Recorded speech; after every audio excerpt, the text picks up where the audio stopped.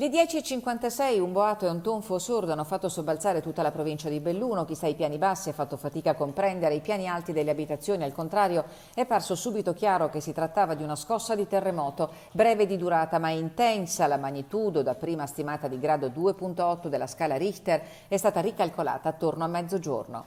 Emerge che c'è stata una scossa di terremoto localizzata nella zona di Belluno di intensità più o meno, adesso stanno affinando le misure, di 3.0 della scala Richter. La scossa molto superficiale è stata registrata a una profondità fra 1 e 2 chilometri con epicentro nella prima periferia a sud di Pelluno fra le località di Mier e Giamosa.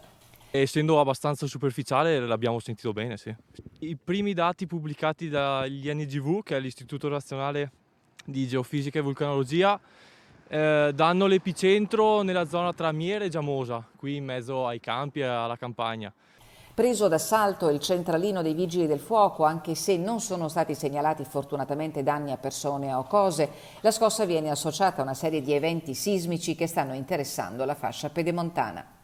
La scossa di oggi, poi c'è stata una scossa di 2.5 qualche giorno fa in Alpago, il 28 per la precisione, una scossa di 1.9 nella zona del Pordenonese ieri, e quindi c'è una situazione in cui c'è un'attività sismica in corso.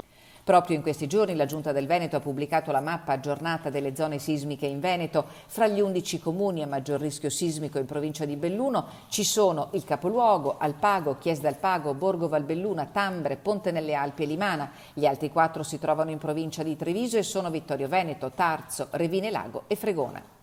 Al momento è tutta una questione statistica e di studio di quello che è venuto nel passato, quindi essendoci stati terremoti forti negli anni che ricordiamo, comunque a memoria d'uomo, è una zona che bisogna stare attenti e tenere sott'occhio sicuramente.